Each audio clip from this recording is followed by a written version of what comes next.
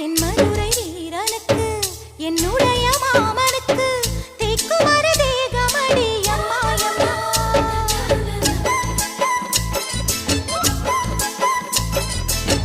மாமன் பெற்ற பெண்ணுனக்கு மையெழுதும் கண் எதுக்கு என்னை வந்து கொல்லுதடி அம்மாயம்மா.